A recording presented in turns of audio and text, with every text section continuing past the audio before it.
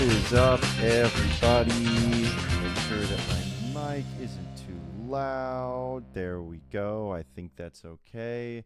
Welcome to the I'm Clifford Today show. It is really late right now at the time of this recording. It is past midnight, and I actually attempted to record this earlier at Audiofeed, and that didn't end up working out. So Audiofeed is still going on. I'm just here right now for the night at my place because that's what I've been doing. Just been kind of going. I've just been commuting every night, every morning and every night. So yeah. So hey everybody, I'm Clifford today, and you're not, and it's just me right now. I'm just doing a quick thing. You know, I'm not gonna be taking too long, but man, I'm just like so scatterbrained right now. So I hope you guys are doing well. I'm having a great time. Audiofeed has been really awesome, and have an awesome interview for you guys today with my buddy Eric from Sower.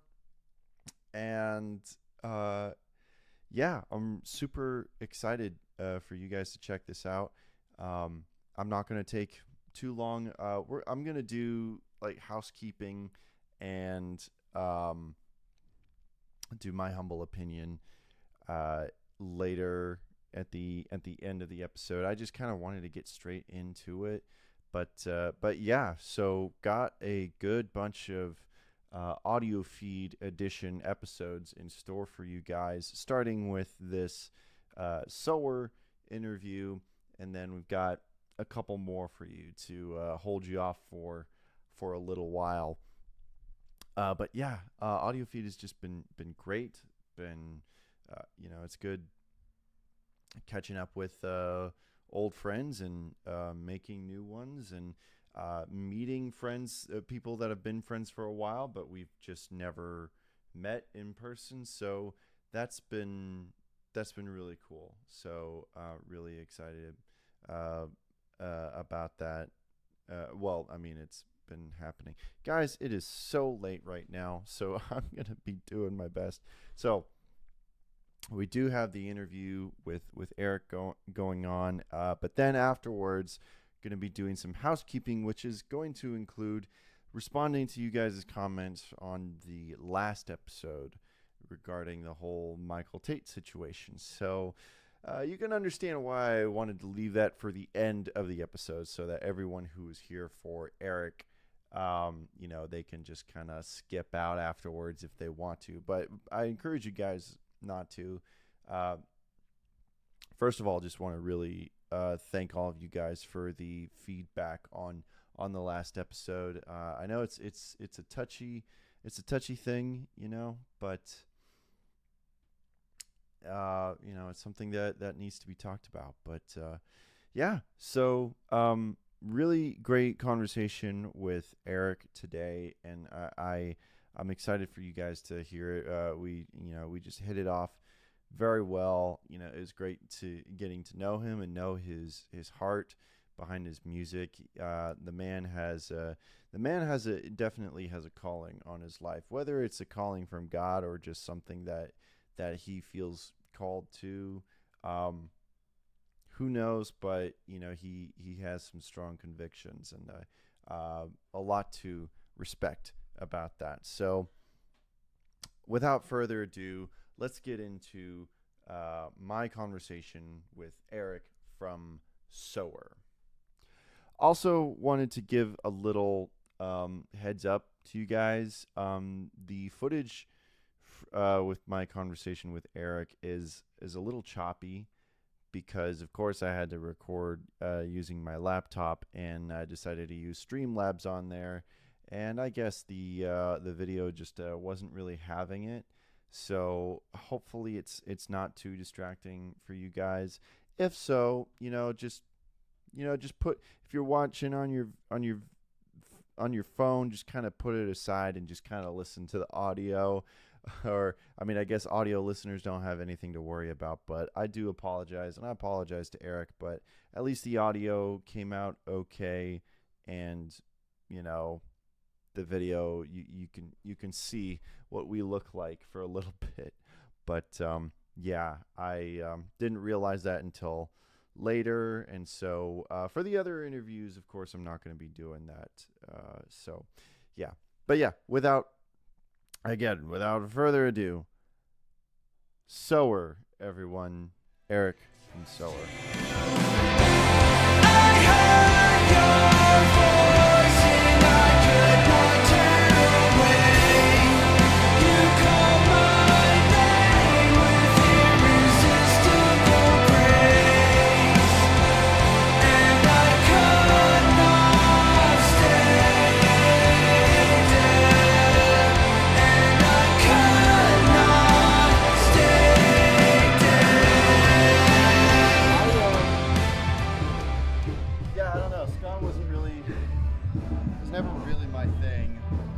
Well, there was Supertones and 5-Iron Frenzy. Yeah. Between those two. That's the one that everyone knows. And there was man, my mind is blank. What is the one? They did all the Christian stuff. Scalaluya 1 and 2. Man, what are they called? There was the W's. Well, I didn't like them. Oh, really? No, that was like. They're more like swing. Kinda. Yeah, and it was a little too cheesy and goofy. I mean, I have my limits. I was like 5 though when, because they did the, of course, the Devil is Bad. Yeah, so I thought that was so stupid. But every kid loves it. And then they did the Rumor Weed song for Larry Boy. Okay. That was awesome. I'm looking this up now. I have to. Scalaluya. Like, why am I? The Insiders, yeah. Oh, okay. I really like the Insiders for a time. Yeah, see, a lot of those bands is like I know by name, but not really by music. Like I'm probably considerably older than you, too. Oh yeah, that's that was one thing that I did want to bring up. Which are we are recording. We on? Okay, we're good. recording, by the way. Well, now I figured we just ease into the conversation. Yeah, starting with ska. Yeah. Why not? I mean, it's playing right now. I mean, it's not going to be like overpowering on here, but people can probably faintly hear it. Yeah, that's cool. Yeah, so like talking about your age, hearing your music, you have like such a young sounding voice. And not to say that you don't look good or anything, but like after hearing your music and then like seeing videos of you and such, it's like, oh wow, he seems like way older than I thought he was. So is this like a scientific question, or? I don't even know if it's a question. It's just like, I guess, like, how do you get your voice to sound so young? Like you sound like that's just how I sound. Do I sound as young on like right now? Just my talking voice, do I sound young? You could probably pass for, how old are you actually? I'm 43. Okay, yeah, I think you could definitely pass for like a 20-something with like voice alone. Okay, so the my beard turned gray yeah, like 3 or 4 years ago. Before that, I mean, if I didn't have a beard, I would look 10 years younger. Yeah. So I think the beard helps me to look like an adult.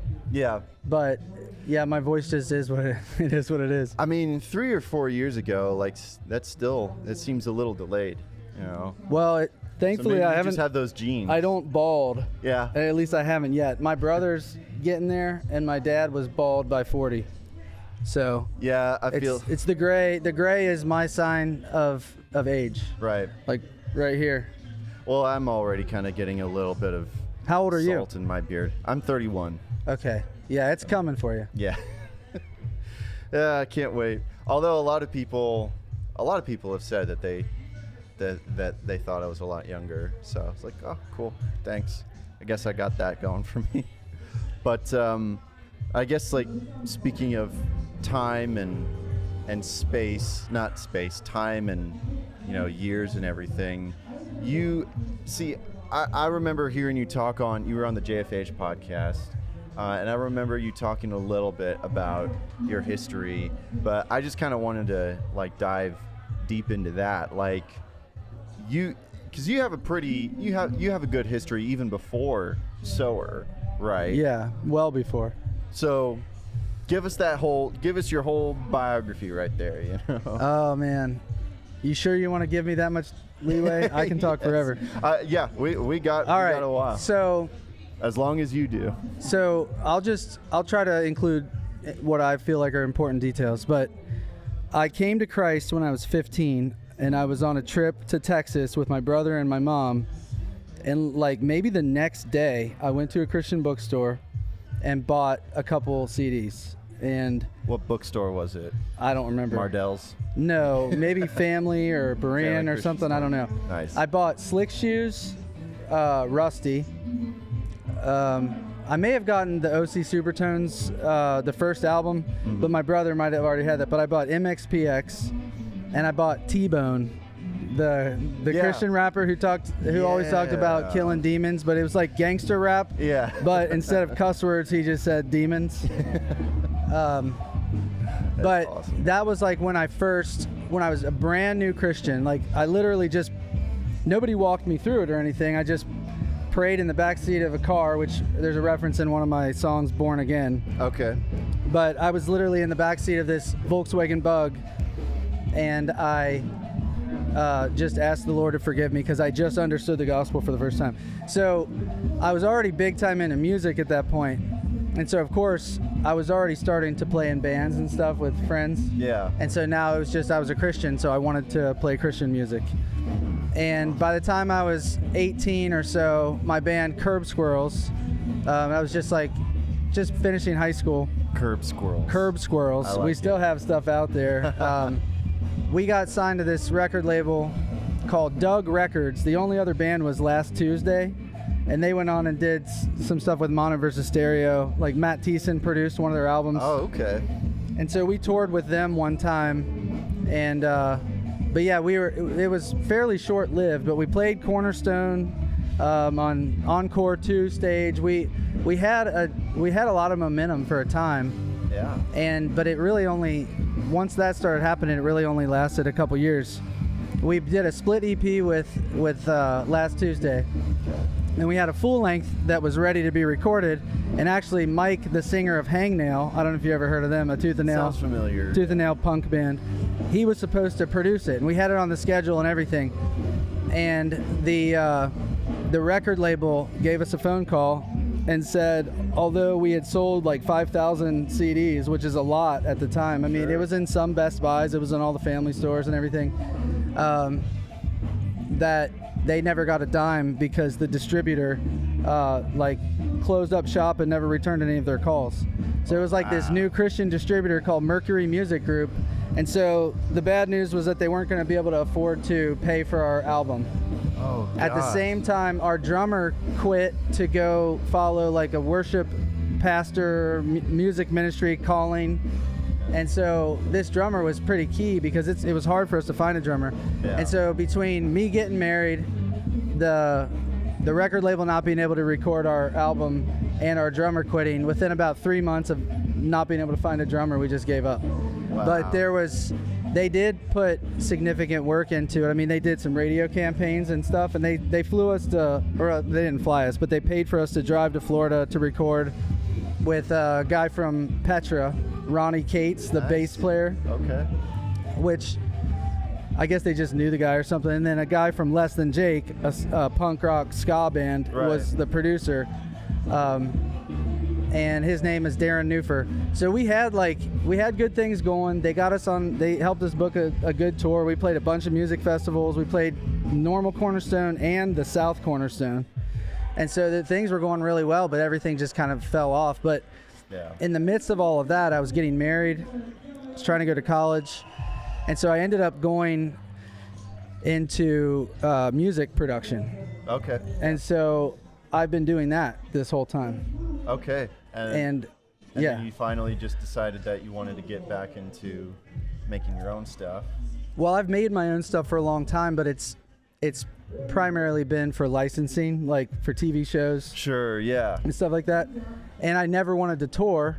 So self-promotion is also, by the way, the worst possible thing that I could be doing with my life, but you have to do that. Yeah. So now I'm stuck in this loop because I created these songs that I think are really good, and it wouldn't be worth doing the songs without promoting it. So now I'm here. We're playing this festival, Audiofeed. I had to string together some people to play with me, which was easy enough to do because I know so many. I mean, I have so many close friends who are super talented, and my son is actually playing bass. Nice. And he's really talented musically. So awesome. So is this? So you probably don't really play many live shows. No, I mean, so we played one show to release the Seed EP last year.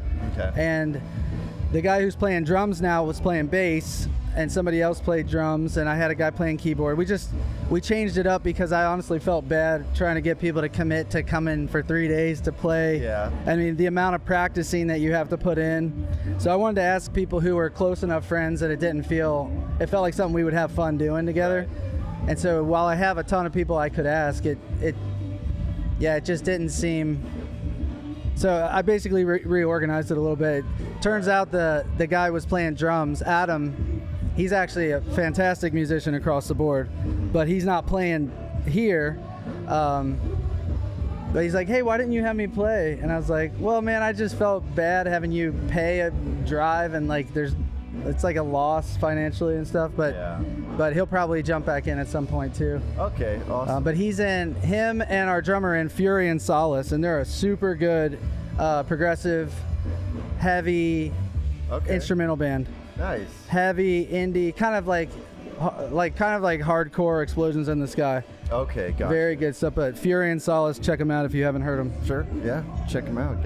I'm pointing to the laptop. I should be pointing to the camera. I'm very good at this. So just to be clear, my drummer for Sower Live is in that band as well, but he plays guitar for them. Oh, okay, gotcha. So that's good. I totally get that because I'm in kind of a similar situation where I had a band and I've been doing mostly solo stuff with my music, and I've always wanted to do something here, like doing an impromptu set or something, but it's like I totally get that. Like there's a sort of hesitancy about like asking people to take time out of their 4th of July weekend to come over here and play. So I was really excited when I realized that you were going to play full band.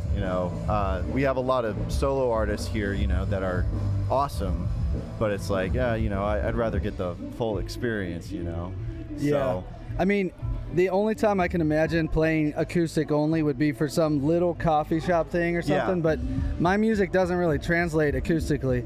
No, yeah. In fact, it's honestly, this has been kind of a challenge. I think it sounds good, like in our I think it's going to sound good, but it's a challenge because when I write these songs, it's just me in the studio doing whatever I want to do on whatever instrument I want to use. Yeah. So it really is a studio project. So then when it comes to live, you're like, wait, does this translate? Yeah. Some of the songs literally don't translate. Yeah. And the first time we played, there was a couple songs that were just like, it just wasn't working. This sounds weird. And so we changed some things up intentionally. Like we played with a click the first time. This time I was like, no click. This is our approach to this is punk rock. Yeah. We're just gonna play the songs. I like that. And I had to pick like for the other guitarists, like I had to give him like one guitar part out of like 30 that I think is probably the best one to play. And sometimes it'd be like on this part, play this part. Yeah, because I'm sure it's like a bunch of layers. Yeah, it's a lot of layers. Yeah. And a lot of times the layers is part of the cool sound. So how do you get that live? Well, you don't. Yeah. It'll be a different sound. That's why I know this is going to be a hot take for many. I'm not a big live album guy, or like live versions of songs. I mean, me neither. There are exceptions, and like I totally get the appeal because sometimes you get like a certain performance out of it that you don't get in the studio, but I'm also just kind of more of a studio bug myself. It's like I like the craft of, building a song from nothing and making it how it's supposed to sound. When you do that live, like you said, you don't necessarily get that, of what the song is supposed to sound like. So Yeah. so that's why I will usually always prefer studio version over live. Yeah. So the way I would say it is, if it's live, I want to be there. Yeah. Live. There is something about the energy in the room that acts almost like auto-tune. Here's the problem with live recordings is they're not really live. Most of them, yeah. I mean, it might be live, but most people do like overdubs afterwards, and they auto-tune a little bit, at least the vocals. And so what you get is sort of the worst of both worlds in my mind. You Sometimes get not the 100% highest quality, but you're not actually at the show, so you're getting. I mean, the only time, there are some live albums, I will say. So I'm wearing the Keith Green shirt. Yep. We're definitely going to have to talk about. The reason why Keith Green's live experience is my favorite Keith Green album is because it sounds exactly like Keith Green. Yeah. It's literally him and a piano. Like literally just like the raw recordings of those shows. It's just him and a piano. Yeah. And he's so talented. Yeah. They didn't have autotune then, so he didn't need it. Yeah, and you can even tell because like there'll be some mistakes in there, like even in his piano playing. There's a part where it's like one of my favorite songs where he switches chords like too late. And it always kind of bugs me, but also I kind of like it. Yeah. So that's the one exception for me. Yeah, that live recordings like that, there is a certain charm to them where like the imperfections are kind of like what make it charming, So I totally get, but also with Keith Green, he has such a passion in his singing that you get in those live performances. And there's also like I always loved his banter, like both in between songs, and like sometimes he'll be playing a song and he's like, I'm going to take a break and like share what's on my heart right now. Right. It's that's something that you don't get in the studio recordings for sure. That is, so maybe one way to say it for him is that you really get more of Keith Green from the live recording. Yeah. And actually, I don't know, have you ever read No Compromise, his biography? Yes. It's been a while, but yeah. It's one of my favorite books. I mean, it's just, he's one of my heroes for sure in the faith. So same. He, if you remember this, in the book, his wife wrote it, Melody Green, his widow. Right. And they just couldn't get him to, like, his singing was just not working. They didn't know what was going on. Finally, they said, well, let's just back up, just play through the song. And they're like, okay, that's it. He had to record live. If he wasn't playing piano, he was not a good singer. Yeah. So by that account, every single one of his albums are live. Yeah, that's true. Yeah, I do remember that now that you mentioned that. And that makes total sense. Sometimes I do feel more comfortable playing an instrument while I'm singing. I've done that before. Not me. I mean, it's not that way for me. Yeah. But I mean, I've spent hundreds of hours more in the studio than I've spent live. Yeah. But I mean, I have played in the probably hundreds of shows. Right. But it's been a while. I mean, I lead worship once in a while at church, but sure. Are you like the worship director, leader? No. Okay. It's just kind of once in a while thing. Yeah, I mean, I don't know what it is. Like, honestly, I don't love playing live. Yeah. I mean, when I'm doing it, it's fun. But so I'm kind of a perfectionist to a fault. You might question that because you're like, well, nothing that I've heard from you is perfect. But it's like an aspiring perfectionist. And when I play live, no matter how good I play or sing, I'm always a little disappointed. Sure. Because I have such a high standard for like audio. Yeah. So I've been fighting that off for a while, because I think that is more of a curse than a blessing. Sure. Because it's not about sounding perfect. It's just about singing and playing and doing it to the fullest extent of who you are, and believing what you're saying and singing. So I'm hoping that our show tomorrow at 7:40 p.m. I know this isn't probably going to be. This is gonna come out this Monday. Just delete that. Fingers crossed. Oh yeah, I played Sower. We played at 7:40 p.m. Yeah, it was great. It was great. Yeah. It was great. I saw it, and it was awesome. And I didn't break a string or anything.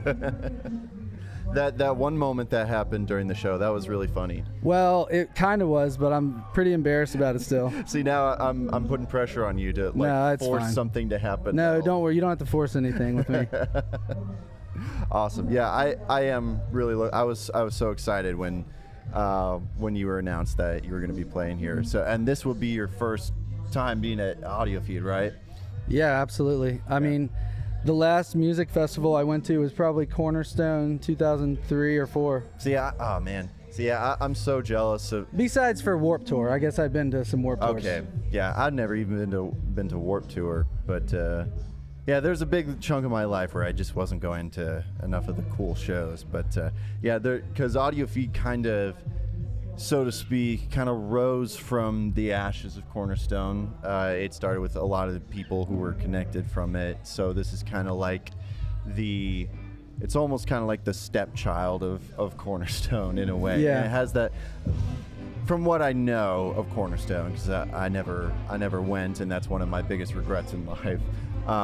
But it has a lot of that same DNA. Yeah. Know?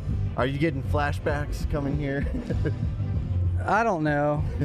A little bit. Yeah, I'm sure I think it's like smaller scale a little bit. Yeah, I feel like there were in the many thousands of people at Cornerstone. Sure. I mean, I still have like the layout in my mind. But what's cool, what I've noticed already, is like there's a stage right here, and it's as full as any Cornerstone stage usually was because they had so many stages. Sure. Yeah. And except like the main stage would be like maybe 1,000 people or a couple thousand, but yeah, a lot of times if you had 500 people at your like encore 1 or 2, it would be packed way out of the tent. Sure. And the chances of getting 500 people to go to any band was low, so it's usually like 100 or 200 people. Yeah. In my memory, if it serves me correct, unless it was like one of the big ones. Right. Yeah. But it's usually the big ones. But yeah, there was just, so far it's kind of like, yeah, it's scaled down, but it does have the same vibe in the tent. Right. Yeah. Which is cool. Yeah. Yeah. It's that sounds about right to me. I can't believe they're playing Eye to Eye. This is their second song now from the cover? Goofy soundtrack. Oh, really? I gotta give this band a shout out who's playing right now. Yeah, didn't you post on Instagram? What's yeah, that? the 20-something summer. 20-something summer. Shout out to 20-something summer. They're a Goofy movie cover band. Yeah, I guess so. They're providing the soundtrack to this interview, which is awesome.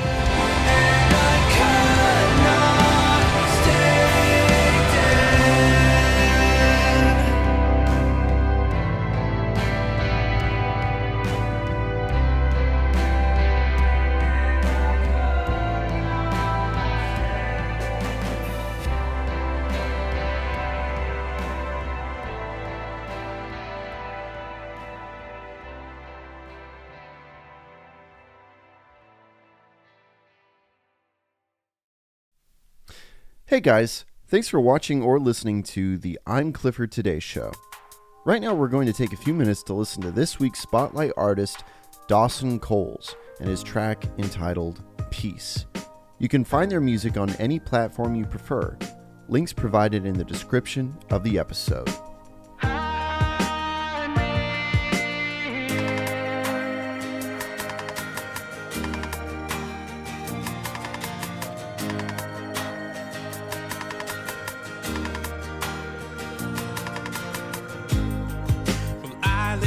Up my eyes, where does my help come from?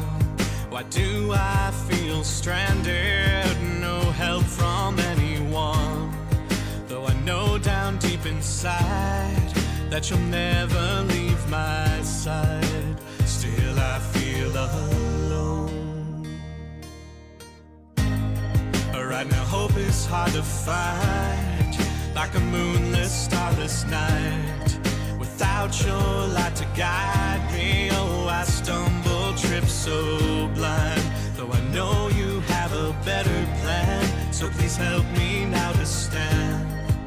But Lord, I need you near. Give me your peace, 'cause it surpasses understanding. face of overwhelming fear, you're a peace. Though the lion roars, I can be sure you'll hide me in the shadow of your wings, giving me your peace. Oh, I need your peace.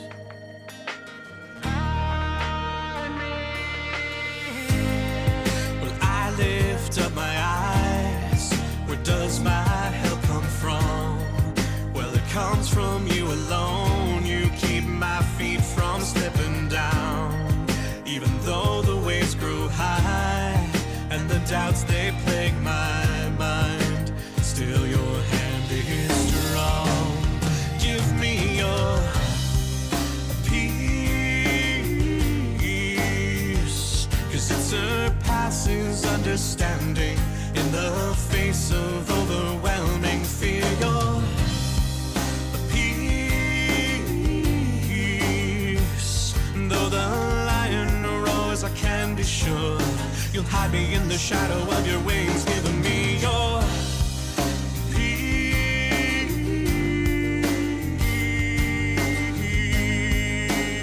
Give me your peace.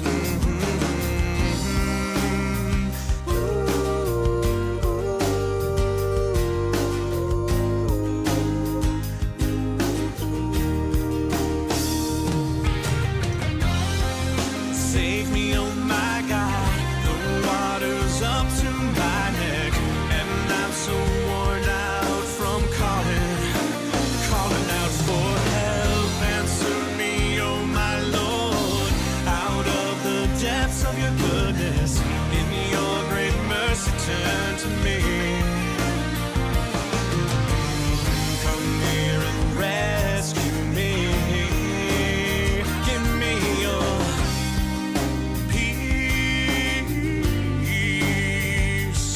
surpasses understanding. In the face of overwhelming fear, you're a peace. Though the lion roars, I can be sure you'll hide me in the shadow of your wings, giving me your peace. It surpasses understanding. In the face of overwhelming fear, peace. Though the lion roars, I can be sure you'll hide me in the shadow of your wings, giving me your wings. Oh, I need your peace. Lord, give me your peace. Give me your peace. If you're a Christian artist and would like to hear your music in the Spotlight segment, go to the link in the description and fill out the form. And now, back to the show.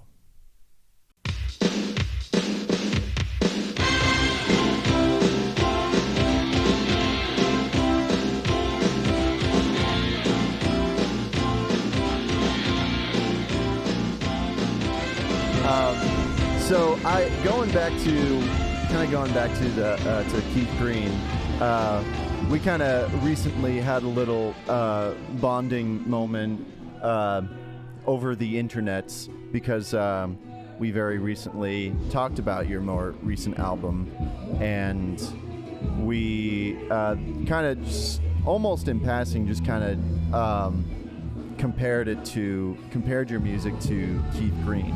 And a big reason is because you guys are very similar in a way where Keith Green would have his songs that are, like almost worship songs, Yeah. Plenty of songs that, could be sung in a congregation. Yeah, we sing a couple in my church. Nice. Okay. That's partly my influence for sure. Sure, yeah. And so you have that, but he also had those songs that he was definitely feeling, very convicted about something that he felt his audience needed to hear. And that's what I get a lot from you. Like when I first discovered you, it was a lot of, like the songs based off of scripture and like very, very much like soaked in theology. But with this most recent album, you have a lot of that, but there are a couple of tracks on there where you were definitely feeling spicy about something. And so that was a big reason why I had that comparison, because like Keith was so much like that, he wanted to honor God with his music, but also he's like, I feel like I have something to say, with this song. So, and then you seemed like you were really excited about that comparison. Yeah, for sure. There's a lot to say about that, but everybody's wired differently. Sure. And I used to think, definitely earlier on in my faith, I would be judgmental in my mind towards people who did things differently. Mm-hmm. If they're too bold out there on the streets with a big sign and preaching the gospel, hey, those street preachers are turning everybody away. Or if they were too soft, it was like, for a long time, and I think every Christian does this for a period of time, and we still struggle with it, is we view everybody else's ministry through the lens of what we would do. Yeah. But in the last 10 years or so, I've come more into who God designed me to be and what my gifts are, and I was an elder for 6 years up until a little less than a year ago. Mm-hmm. And just over the years of studying and growing and being discipled by older, more godly men, and then helping to disciple people, I've oftentimes found myself in that position of being the guy to like harshly rebuke a brother who's in sin, mm-hmm. because who else is going to do it? Right. So it just ended up. Sorry, I'm hearing dashboard confessional. Or wait, is that Further Seems Forever? Yeah, he's covering Further Seems Forever. That just. Wait. Welcome to Audiofeed. Yeah, and I'm also very ADD if you didn't notice. Okay, well, so I apologize, but we'll do our best. Yeah. So so I've been told over the years, I've been encouraged that I have a way of speaking hard things to people that comes across as loving and kind and gentle. Yeah. And I've been able to, by God's grace, pull people out of the pit many times. That's good. So I recognize that there are different ways to say different things, and I am very intentional on it. Yeah. Sometimes Jesus spoke in parables, and my family and I, during family worship, we've been going through Mark recently, and Jesus he teaches in parables, and then he goes, it's the parable of the sower, speaking of which is where the name comes from. But he goes and tells this parable, and then he goes aside and explains it to his disciples, and it's like, here is the answer key, is what it seems like he's saying. Like, right. They're like, well, we don't understand. He's like, you don't understand this? How are you going to understand any parable? Yeah. And then he says, I speak these so that hearing they do not hear, and seeing they do not see, lest they turn and repent and find grace. Yeah. That's not an exact quote, but he's quoting from the Old Testament. So sometimes I want to speak intentionally in a way that bugs people enough to where they can't stop thinking about it. Right. Why did he say this thing? That's a little harsh.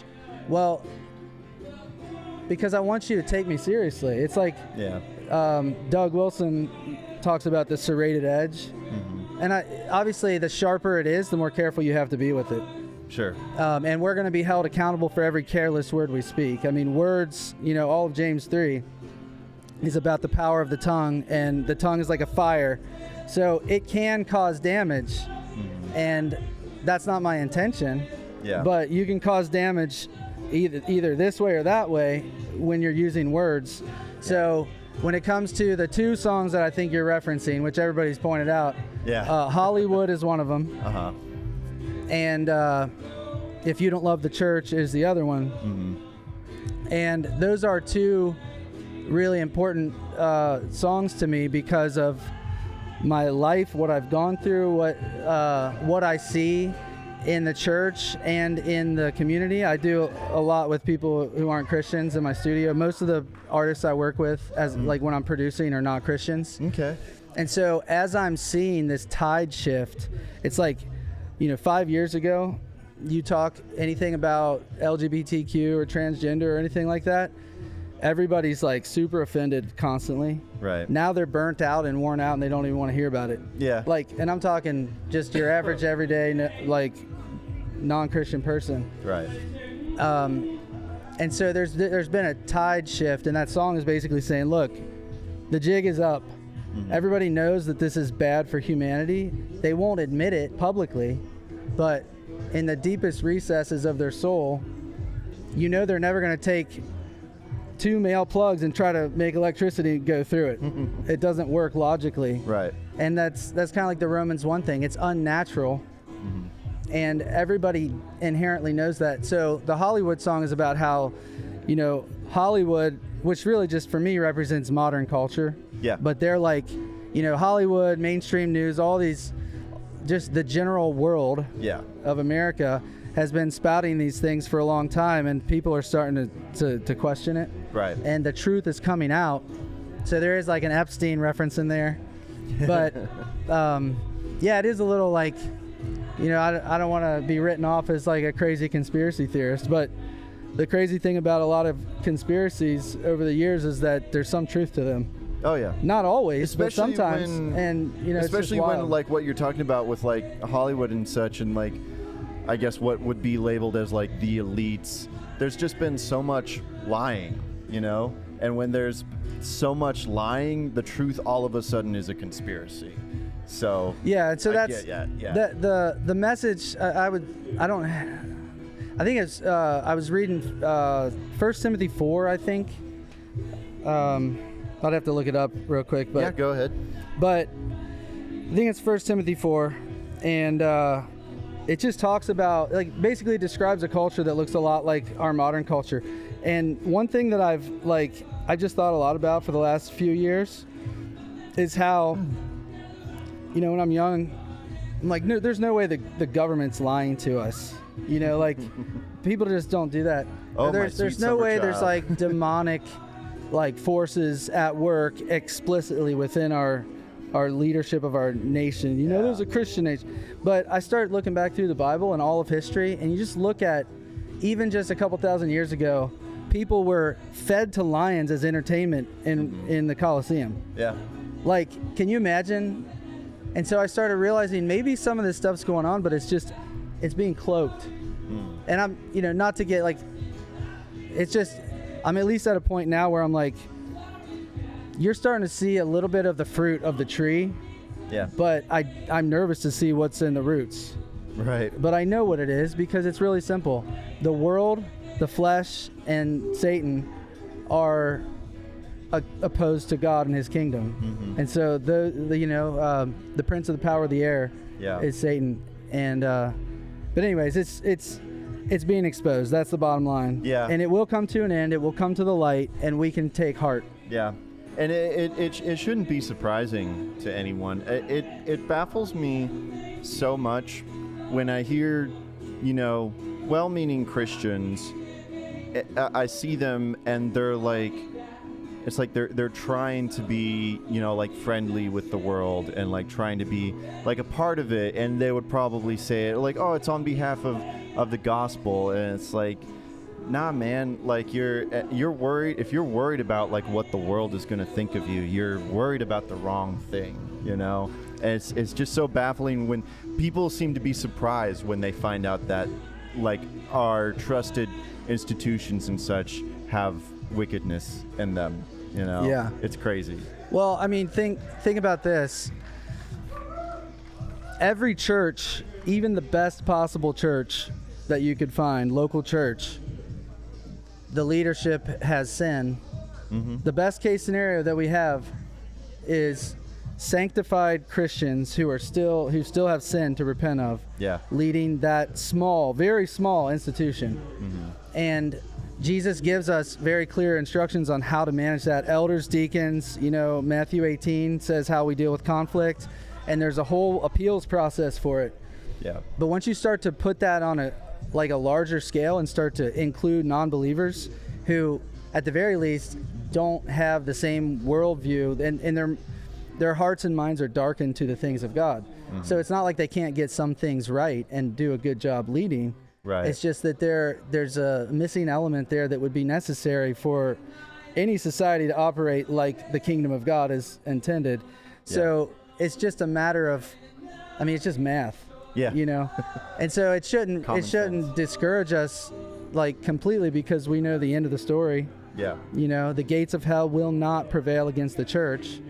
But this is that passage.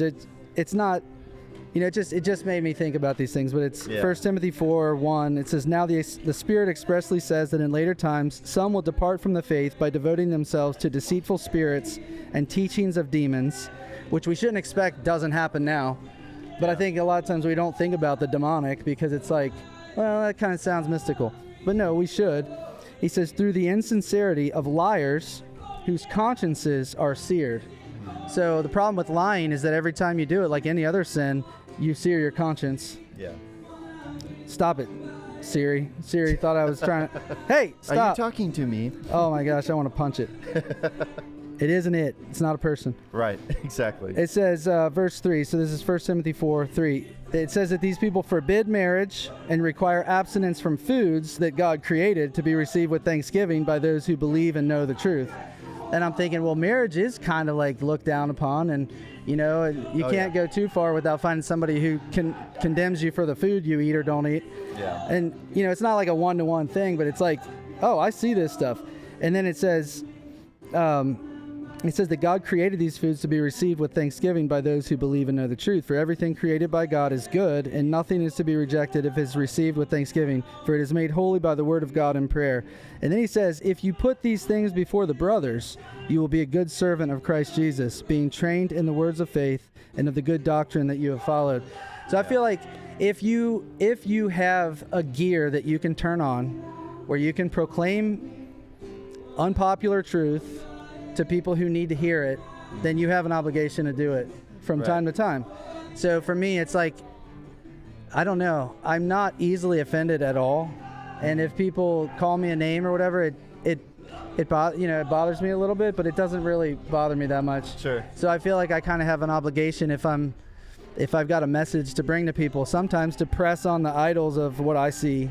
Mm-hmm. And I think even within the church, I see these two particular idols giving, sort of coddling sexual sin in our culture and saying it's not a big deal, all sins are the same, all sins are equal, no big deal, where that's a problem because, if anything, the small sins need to be seen as big rather than the big ones as small. Oh, yeah. Or it's like, you know, I'm at church right now. We're at church, brother. This is church. You know, why do people think they need a building? Yeah. And they just don't know the Bible. Right. They don't see what the church is. It's beautiful and it's organized. Mm-hmm. People say, I hate organized religion. And I'm like, well, do you also hate organized banks? Because if so, you probably shouldn't. Do you like chaotic religion? Yeah, I like chaotic religion. But I get it. There are problems. And sometimes the organization is messed up. And sometimes it's the leaders who are taking advantage of that system. Mm-hmm. But appoint elders in every town as I directed you, says Paul to Titus, I think.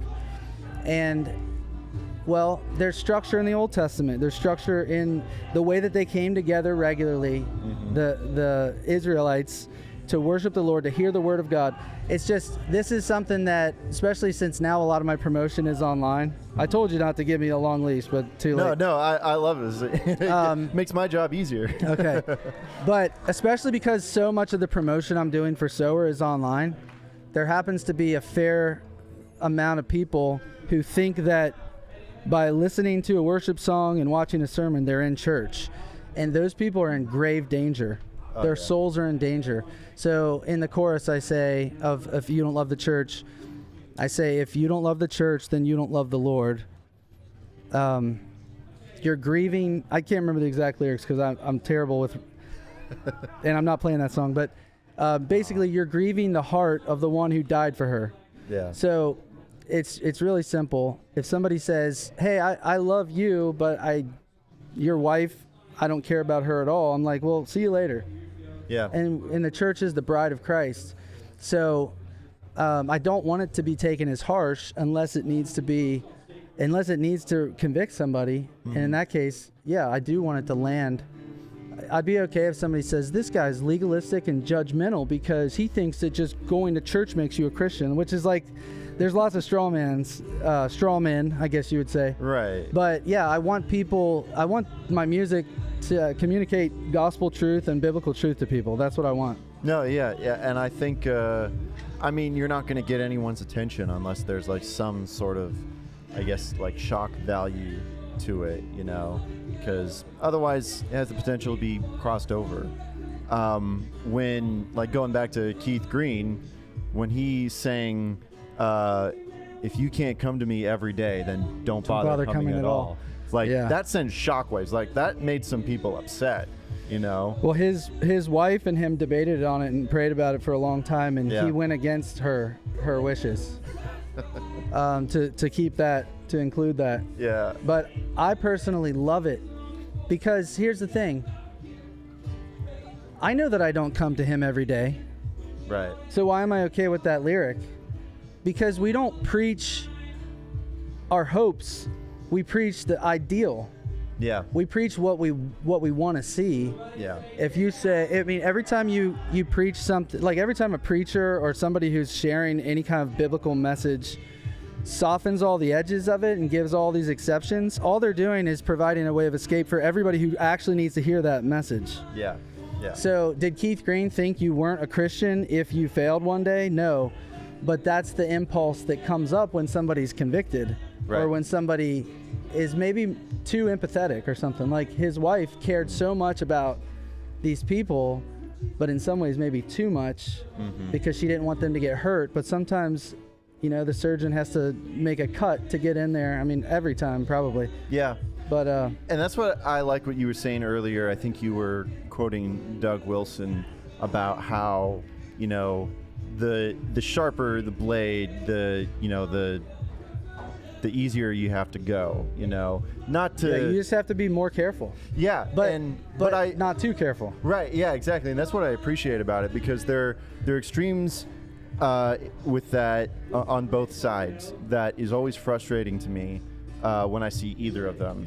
You have those people that are like, I don't want to hurt their feelings, so I'm not going to give them the truth or anything. And then you have people on the exact opposite side who's like, I'm just going to give them, and I don't care what they feel, you know, I'm just telling the truth, you know.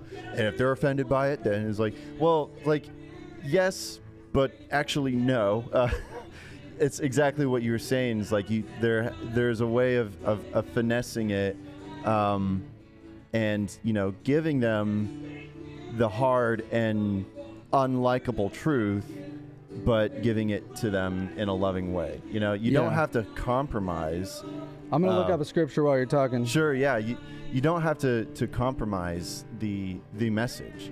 And I think that really comes through in your music. I mean, I think music's honestly one of the best ways to do that, honestly, because like you can make a catchy tune, but like give it some like really convicting lyrics. You know, it's easier to, it's almost kind of like honey, you know, to make it easier to go down the throat. Yeah, I mean, I've thought of it in that way. Well, let me read this proverb first, because it's along these lines. Proverbs 16:23. The heart of the wise makes his speech judicious and adds persuasiveness to his lips.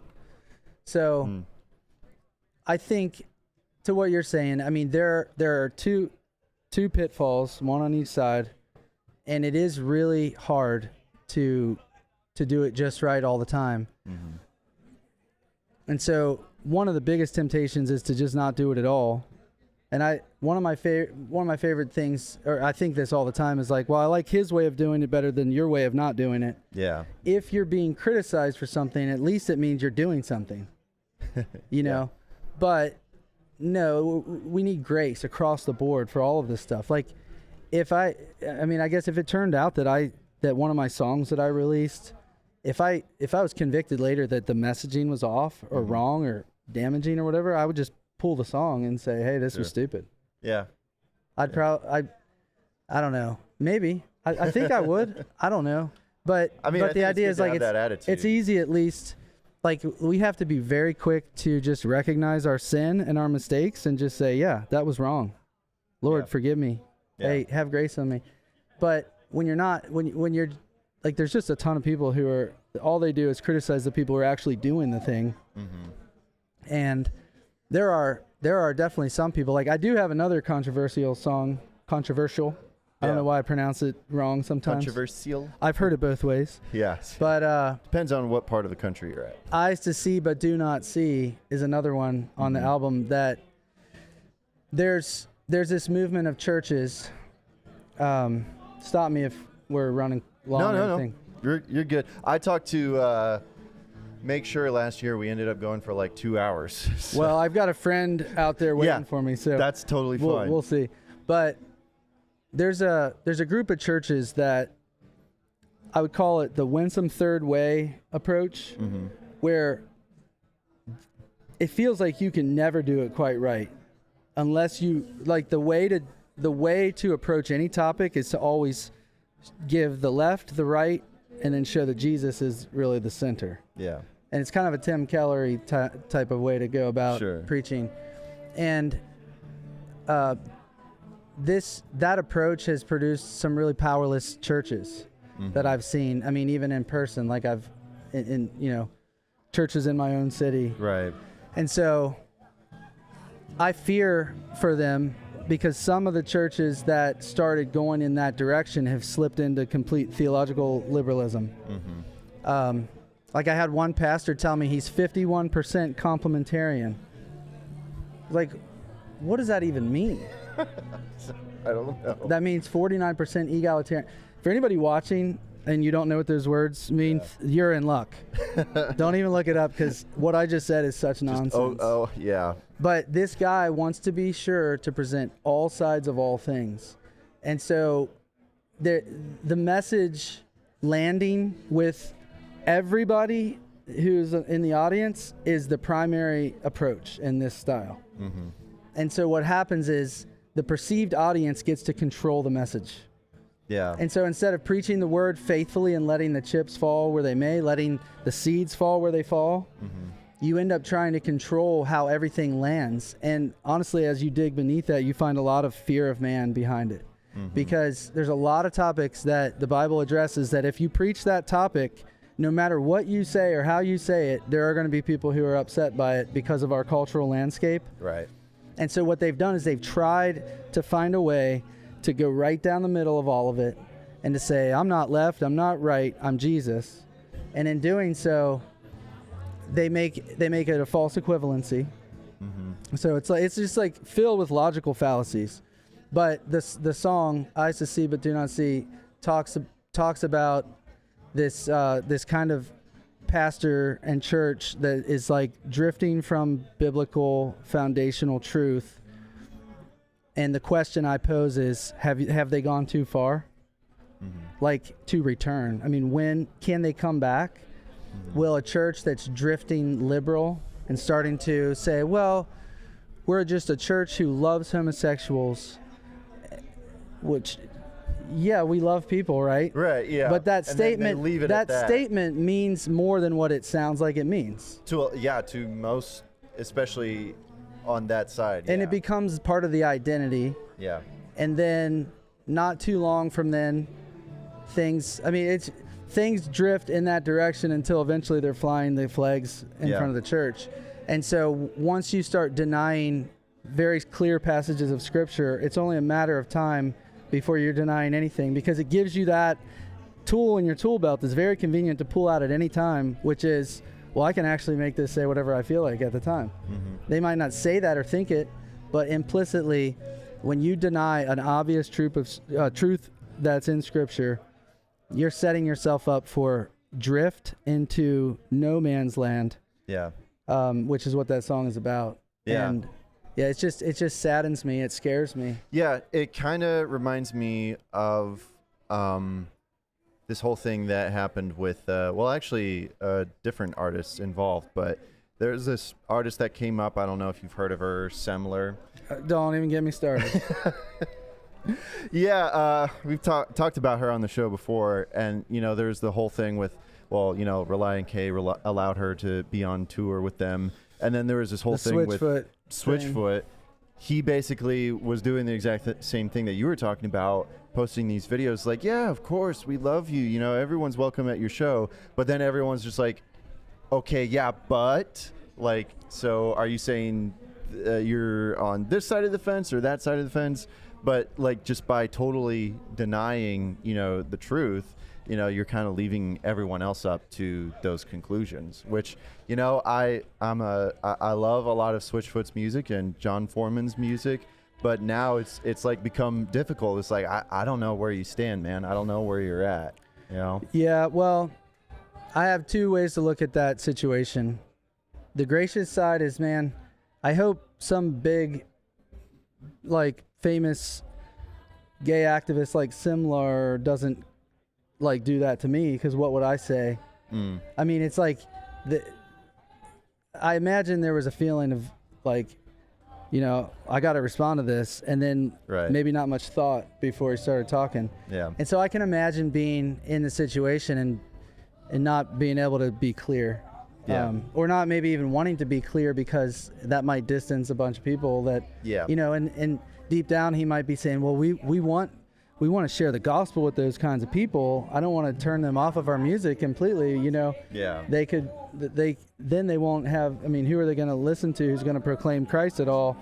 And so, like, there might be good motives, but yeah, I would hope that having done the studying and the talking and things that I would do, I would be able to answer very clearly, matter-of-factly, and say, I love you, care about you, but you're in sin. Yeah. And the Lord commands you, as he does everyone, to repent and believe in him, because he's fixed a day on which he will judge the world by the man Jesus Christ, who he's proven by raising him from the dead. Acts 17. Yeah.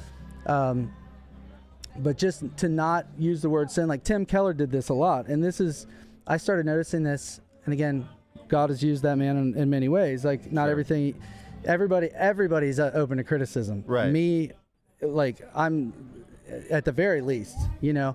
But there was a time I watched an interview, and an atheist guy says, I don't want to get this wrong, but, you know, Google the video if you want. But he asks if homosexuality is a sin, and he says, well, what do you mean by sin?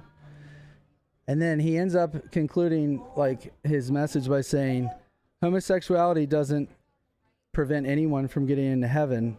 And he says, I know this because heterosexuality doesn't get you in, or doesn't get, homosexuality sends no one to hell. And I know this because heterosexuality sends no one to heaven. Okay. And I'm like, technically, you could make a case that what he says is true, in the sense of, I mean, if you explained it enough, you can make it sound true. But what he's doing is a word game that ends up sounding like this is not a big deal. Yeah. It'll sound one way to some people and another way to other people. And the wrong people get the wrong, like, on both parts of the message, they get the wrong message. Yeah. So Romans 1 is crystal clear. 1 Corinthians 6, 9 through 11 is crystal clear. I mean, I'm not going to read them for the sake of time, but go look them up if you're watching. And, you know, it's just, nobody wants to be called a bigot. No one wants to be called a hater. I don't want my studio business to get canceled because people hear this podcast. But at this point, the Lord has protected me, and the studio business is growing. And people who know me know that I'm not the thing that they might even be tempted to call me. Right. Because they just know me. Yeah. So hopefully that goes a long way. Oh yeah, absolutely. And that's what I appreciate about your music, is that it's all about the truth, and I respect it so much because you also do it in just such a artful and creative way, which can be so rare to find from, like, you know, more conservative Christians, you know, or just conservatives in general, because creativity and art, I talk about this all the time, but creativity and art is just not as valued on the right, you know, as it is on the left. So it's so refreshing to find an artist like you that cares about the craft and cares about making something thought-provoking and challenging, but also, you know, just always founded in the truth. And I just respect that so much. Yeah, well, thank you. And by the way, I'm looking at No Treaties merch tent right now, and they are very much aligned, very conservative, like at the very least biblically, but it's it's no surprise that most like really conservative biblical guys are probably conservative politically too. Right.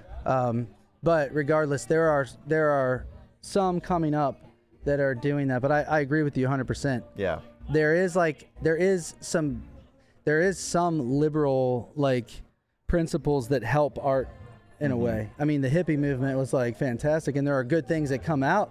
Fantastic in some ways, I should say. Yeah. Like Keith Green is a product of that. And though I would criticize some of the outcomes, there was a correction needing to be made.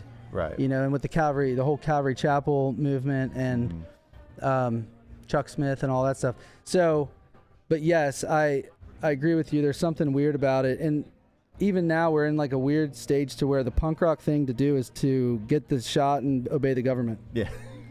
It's just, it's to follow the machine rather than rage against it. Exactly. It's so weird to me. I mean, the biblical message, as close as we can possibly, as truly as we can possibly represent it, is super punk rock right now. Yeah.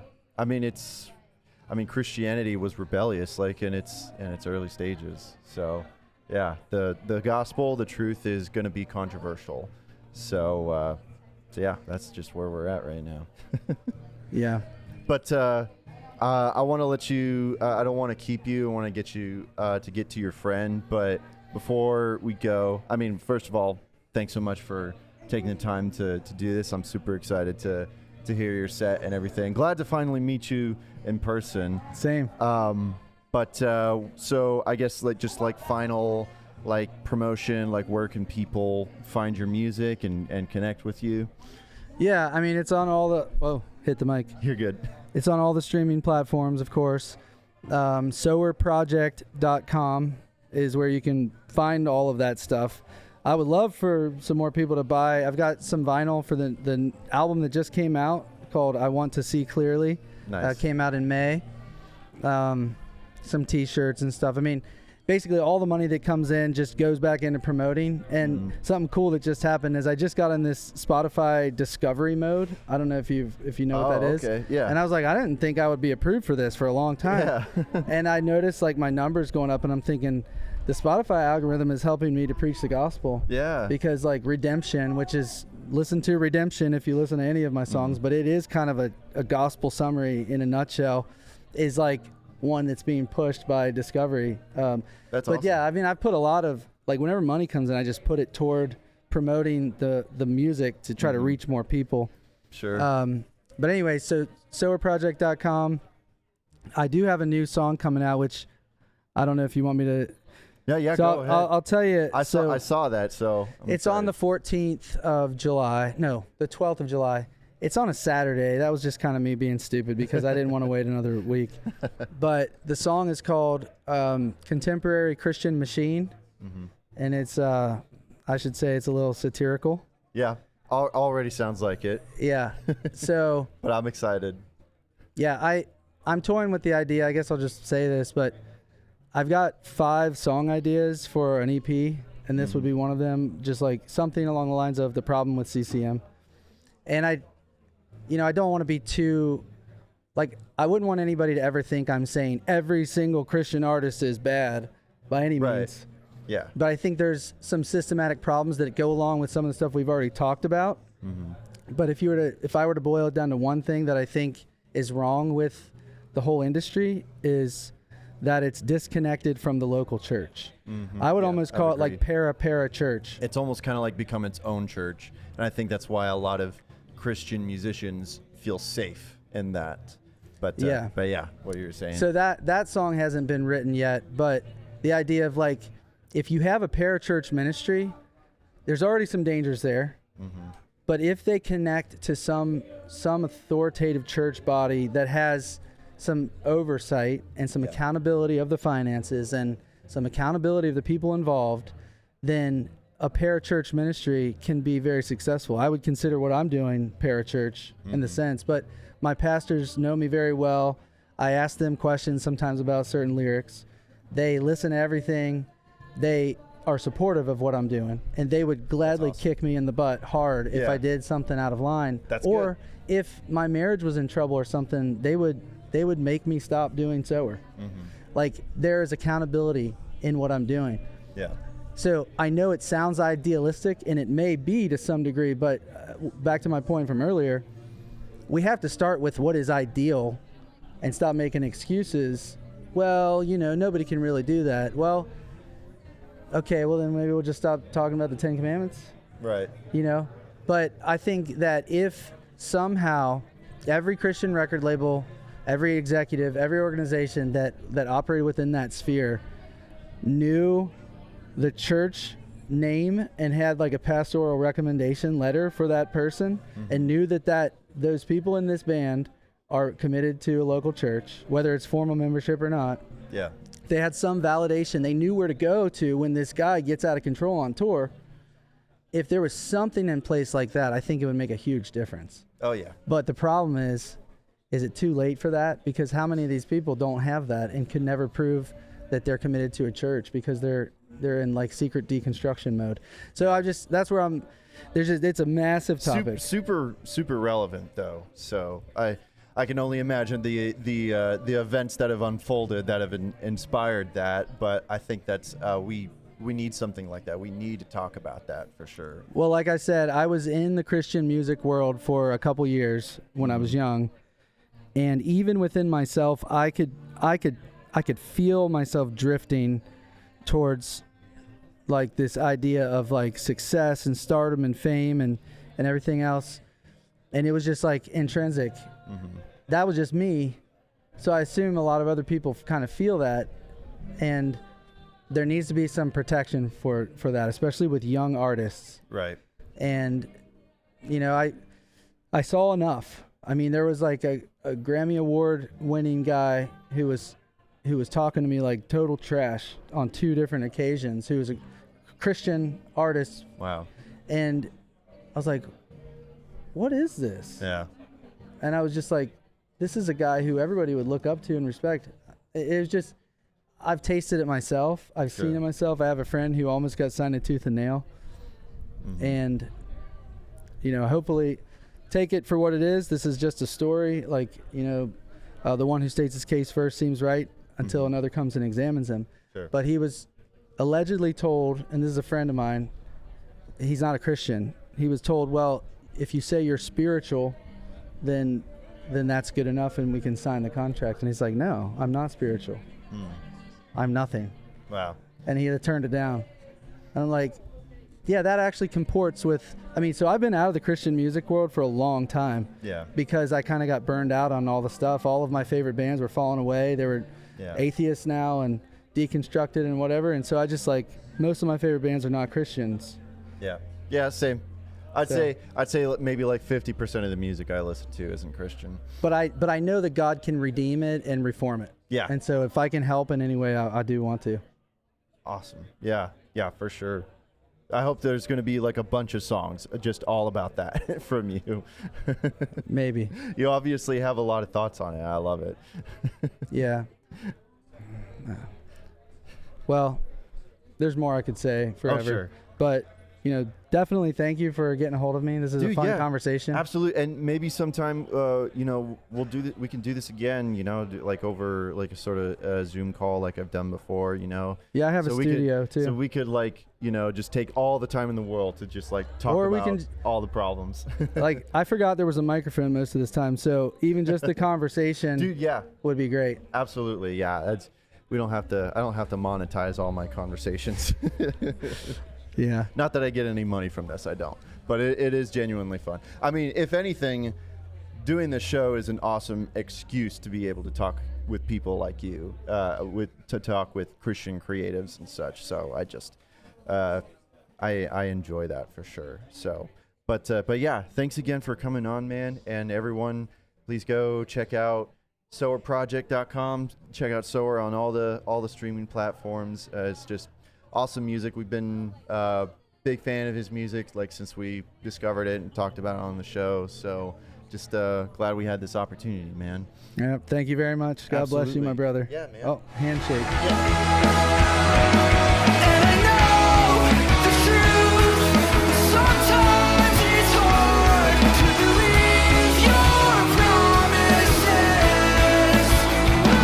You're a river of life, right there.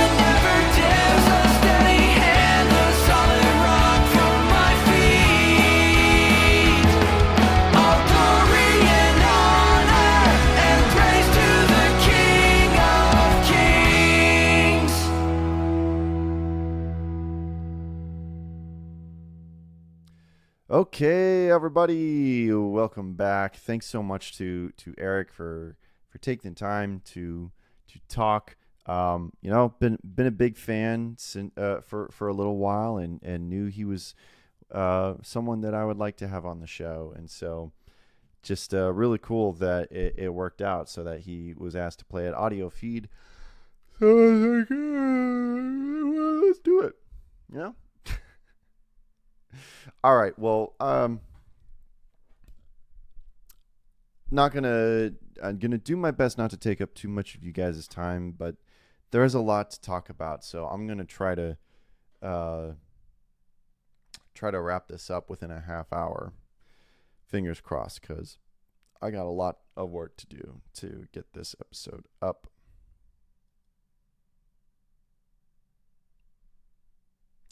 So it is so late right now. Oh, but we're going to do this. We're going to be okay. It's going to be all right. Where did I put my phone? Oh, there it is. I need my comments. So yeah, the last video with Michael Tait did really well. Still doing really well, and I do appreciate it.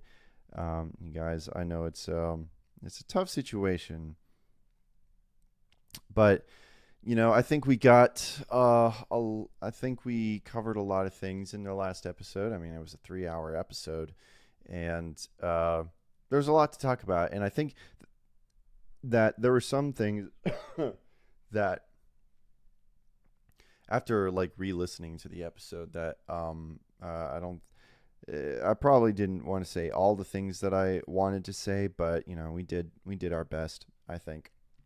So couple of things that there have been some updates since we posted the last video. Sorry, I got an incredible itch in my nose, and it almost feels like a bug is crawling inside. Isn't that lovely? I'm sure everyone loves that. So since our last episode dropped and we talked about all those things, some things kind of came out almost immediately. The first thing is that the Newsboys made a statement at a show that their label had dropped them, and some people were kind of complaining about like how the whole kind of tone of the announcement, where it kind of came across as like the Newsboys kind of acting like victims, which, if there's the chance that, I think that there's a chance that they didn't know about the whole situation.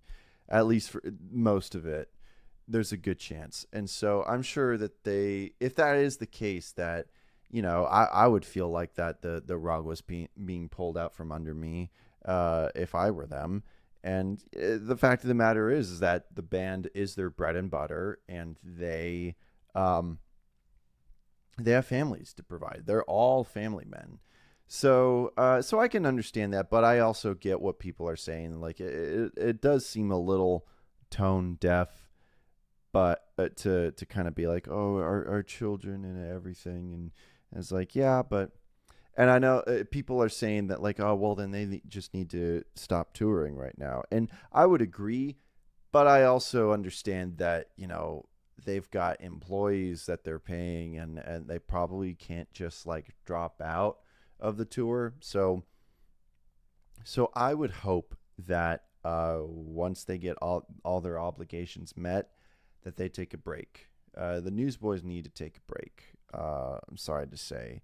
If they're not going to just call it quits, then they just need to take a break and just wait until all this is we have some sort of handle on what's going on. So otherwise, it just seems a little tone deaf. So, but yeah, so the record label has dropped them, and already, radio stations have been pulling their music from rotation. I mean, like K-Love, that's a big one.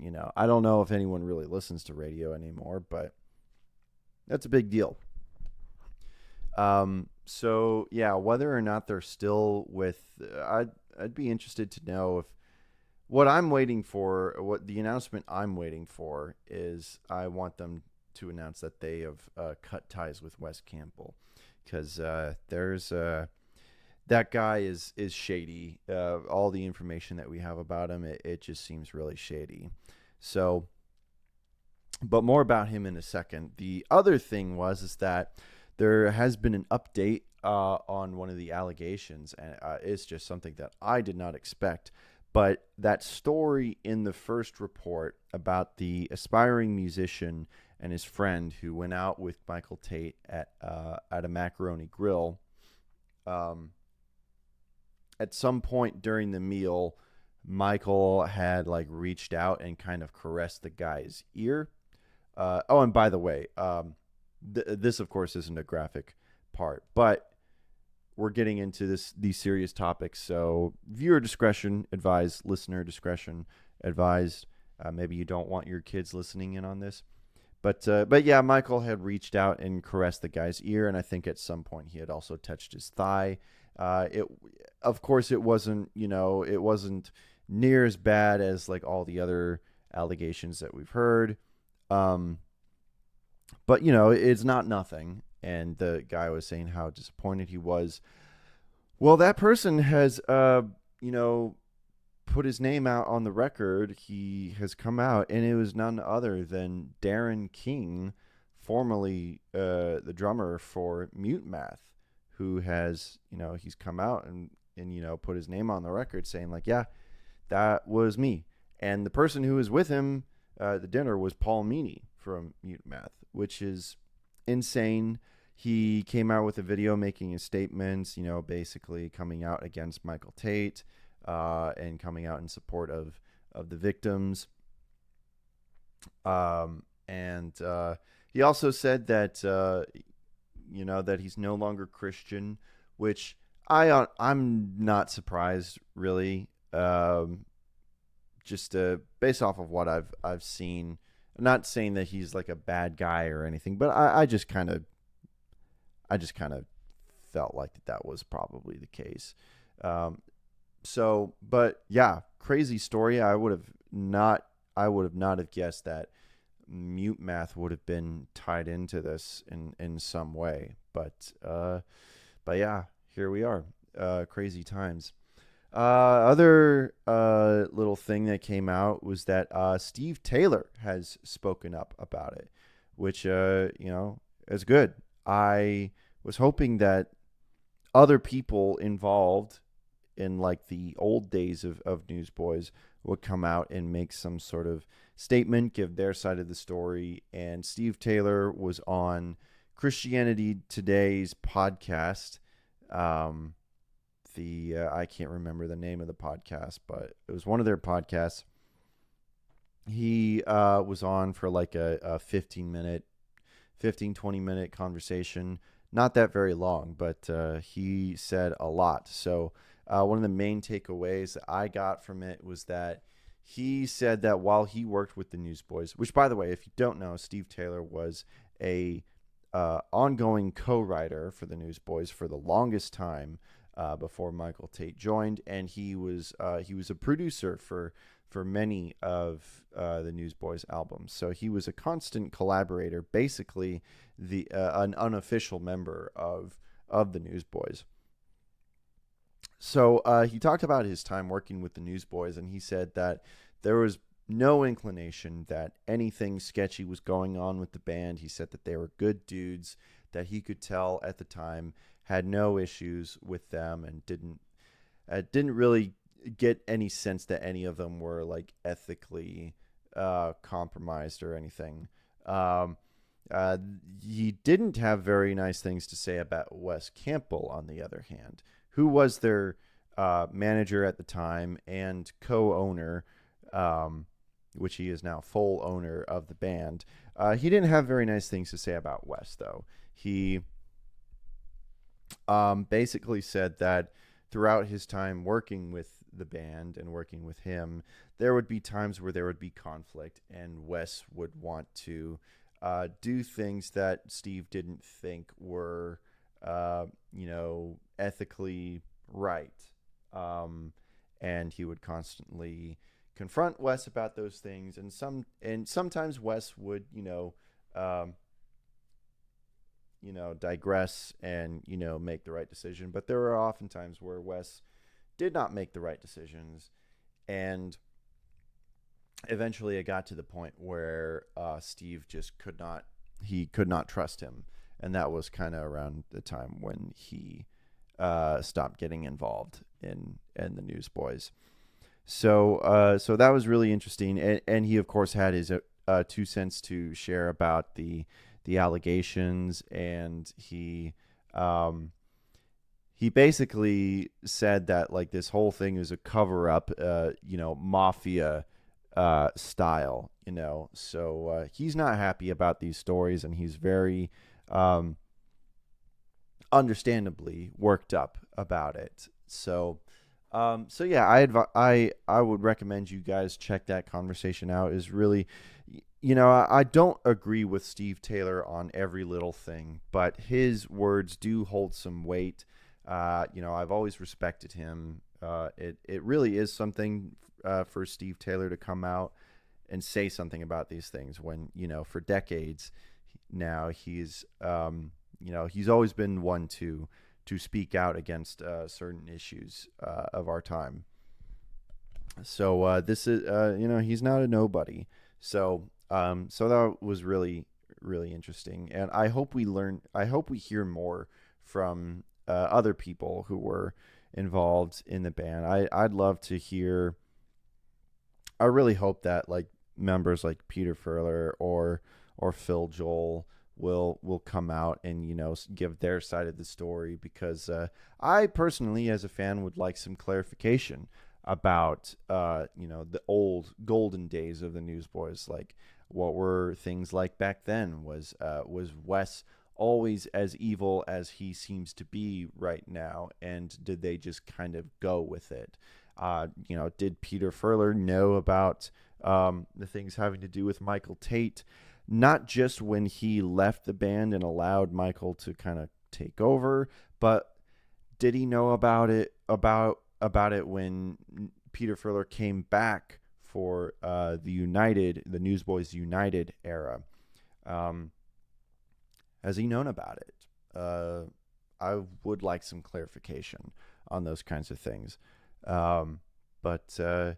Yeah, and I think that the only other thing is that a couple other artists have spoken up about, given their 2 cents on, the CCM industry and their side of it. So like Matt Hammett, formerly of Sanctus Real and now with Low Cloud, gave his thoughts. The lead singer of 10th Avenue North came out and posted a video. So people are speaking up about it, and that's really encouraging to see.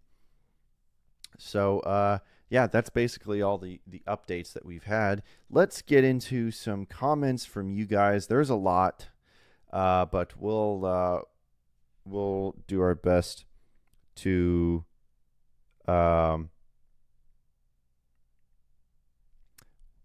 get through all of them. Maybe not the replies, but at least all the main ones, So I'm sorry. Let's get to them. Let's get to the main video and get to the comments on here. I guess I could just be pulling it up on there. I don't know, guys. I'm struggling. I am struggling real hard today, and I hope that's okay. But let's start with a comment from Snice. I hope I'm saying it.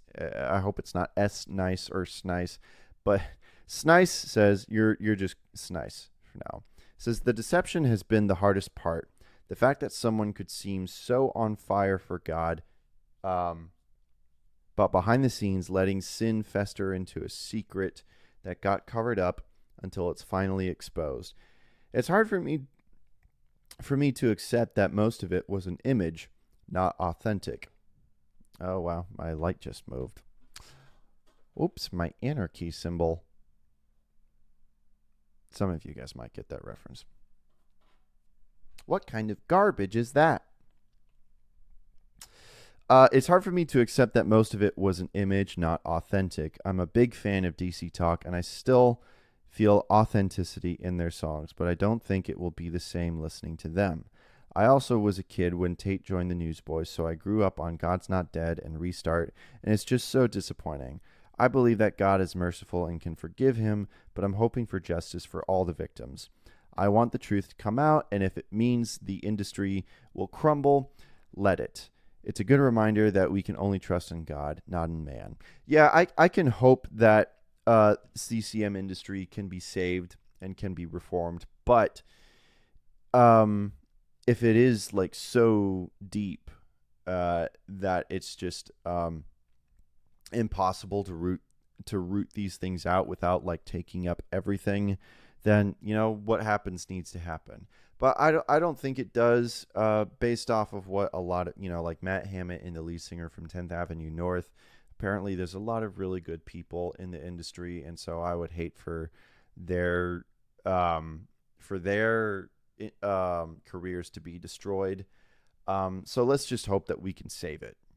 I would really like to, and bring it back to how it was in the 90s, and get rid of all this, all this crap that we've had even before all this came out. Just like, me and plenty of other people have complained about how it all seems to be focused on money and numbers, and that affects the sound of the music. So I'd love for a lot of things to change, but thanks for your comments. Nice. We've got a comment from Eric Thuemel. I apologize if I'm pronouncing that wrong, but I'll just call you Eric. So Eric says, I've been a fan of the Newsboys since '94 when Shine was big.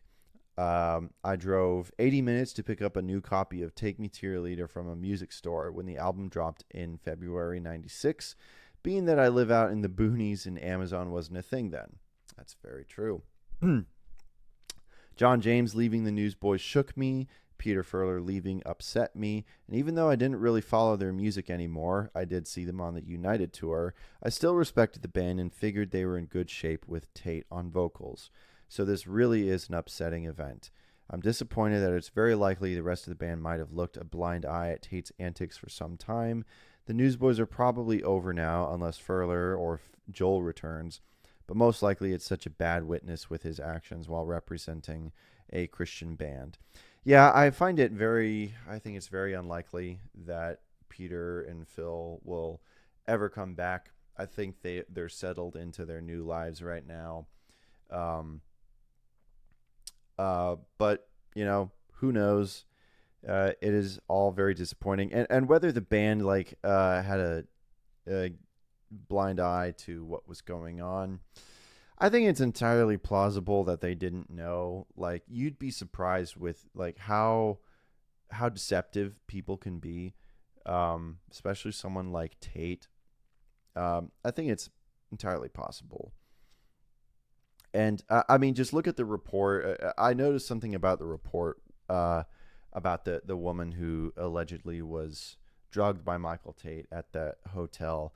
The story says that the rest of the band had already left. They had flown home, and Michael Tait stayed around to party. And I wouldn't be surprised if that was just kind of how things were. The rest of the band were family men, and so they probably didn't care about, and they're older too, and they probably didn't care about staying up and partying. And okay, we'll let Michael do what he does, partying with the rest of the people. So they probably knew that Michael was a party guy, but they probably didn't know what sketchy stuff he was up to. So I don't know. I'm just saying you'd be surprised that, someone who lives a double life. I mean, think about John James. The band had no idea that what he was doing that, was going on. Granted, he wasn't doing it as long as Michael Tait has been doing it, apparently. But, according to John James's testimony, the band was completely shocked when he confessed everything to them. So who knows? I could be completely wrong, and I hope I'm not, because I at least want to see the rest of the band, Duncan, Jody, and Jeff. I want to see them in a good light, and I really hope that they're not responsible for covering things up and just ignoring everything. So pray they won't. That they're all good. Eric Martinez, he posted a video of the band making announcing that the label had dropped them. So thanks for that, Eric. David Langella says, why Michael going to bars getting drunk as a leader in the church? I mean, he's not necessarily a leader in the church. He is, he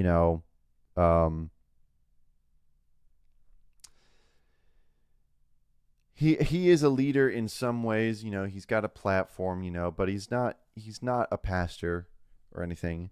But yeah, I agree. Not that I have a problem with Christians drinking alcohol, but I do have a problem with partying and drunkenness. That is just not a good look. So yeah, he really should hold him. People in his position need to hold themselves to a higher standard. But thanks for that, David. Nathan Kearney says, the third report happened the same year God's Not Dead came out. Think about all the hits and influence from Newsboys at that time and the years after. It's disgusting. Yeah, that was kind of a peak point for the Newsboys. I may be too vindictive, but I don't buy that the rest of the band that toured with Tait for 15 years had no idea about at least some of this stuff. Yeah, I mean, I guess it matters about like what level of it did they know. If they knew that Michael was gay, I'd be very disappointed to learn that. And that's something that not enough people are talking about, because no one wants to say oh, well, the homosexuality stuff, that's sinful too. Like everyone is focused on the assault, and yes, that is the most egregious part, but we can't ignore the fact that Michael was gay, and apparently a lot of people knew about it. And the fact that was never talked about says something about where the industry is at. If so many people knew, they at least knew that Michael was gay. And if the band knew, that's disappointing. The fact that they're allowing, one of their members to actively live in sin, that's disappointing. I know it's not the most egregious sin that has been committed in this situation, but I don't know. That just says a lot. So, but yeah, thanks for that, Nathan. We've got a comment from Zoinko. Zoinko says, Hayley Williams pretending she didn't already know is as hilarious as it is predictable.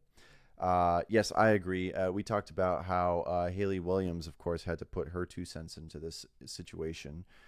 She's understandably upset, and I do, I agree with her, being upset about the assault and everything.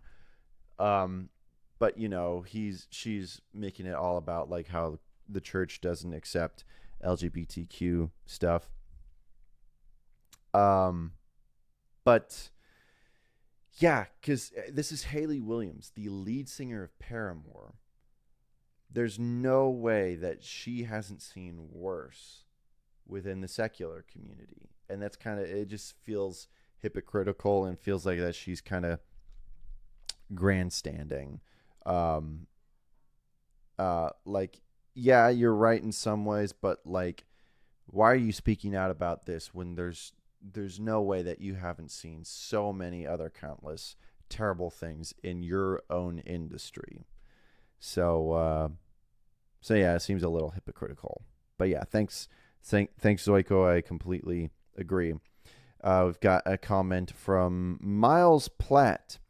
And Miles says, what gets me is the repetitiveness of those who feverishly bash the LGBT community, bash premarital sex, bash anyone and everyone really, while knowing darn well they are doing exactly those things behind closed doors, and many times to the extent that they criminally sexually violate others to get it. You can't denigrate homosexuals while engaging in that activity yourself. You can, I suppose, but F you for it. Yeah, I can agree to an extent.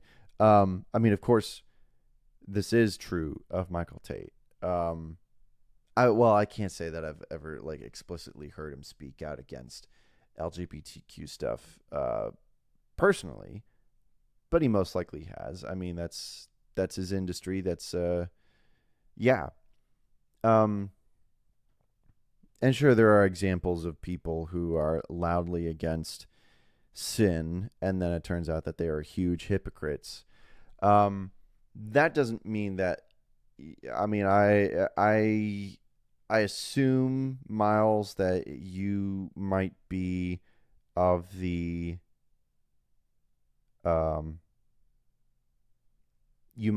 persuasion that you might be affirming of LGBTQ stuff, and it's the stance of this channel. We're against it. We think it's biblically wrong. It is a sin. Just because there are those who are hypocrites who speak out against those things, doesn't mean that I hate this assumption that like people who are loudly against sin, it must be that they are sinful themselves. I don't understand that logic. So that's not really a real criticism. I mean, I'm sure there are those. I mean, Michael Tait is an example. There are those who are loudly against those kinds of things, and yet they live in opposition to what they preach behind closed doors. So yeah, it's all about taking the speck out of your own eye, or taking the log out of your own eye in that sense. But yeah, thanks for your comment, Miles. Mark Payne says Skillet is hard rock. Thank you.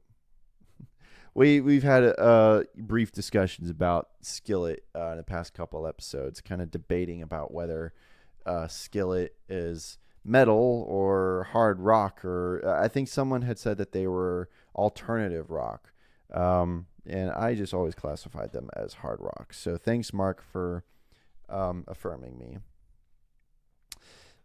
And here's another comment from Jennifer Gasson. Jennifer says, I don't know where to start. My flabbers have been gasted. That's quite the way to start your comment.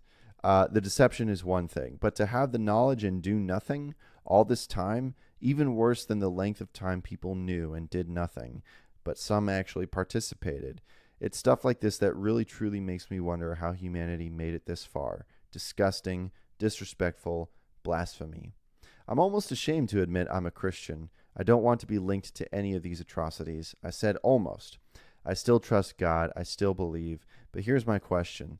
The prosperity gospel, these so-called ministers have multi-million-dollar homes, the best of everything, private jets, etc. Copeland actually struts around bragging he's a billionaire. Yep, you read that right. Billionaire. This can't possibly be ordained by our God.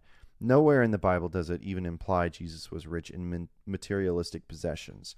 In fact, it's what led to the crucifixion after Jesus called the temple a den of thieves and started flipping tables. Righteous anger. How can any of us be okay with their lavish lifestyles and yet still give them money? Billionaires. Really? Wow. I disagree with some points here. I am not a fan of Kenneth Copeland, but it doesn't really have anything to do with the fact that he's rich. There's nothing in the Bible that implies being rich is a sin, but greed is. And you might think, well, having lots of money, that's greed. Not necessarily. Greed is when you idolize your wealth. someone who is wealthy doesn't mean that they idolize it. There are plenty of, billionaires, millionaires, whatever, who are very effective, philanthropists. They donate their money and they help people. There are plenty of those that you don't really hear about. Mostly everyone hears about the Bill Gates and the Elon Musks of our time. But there are plenty of philanthropists out there that have a lot of money, but they use their money for good. And there's nothing really in the Bible that says that that being rich is wrong.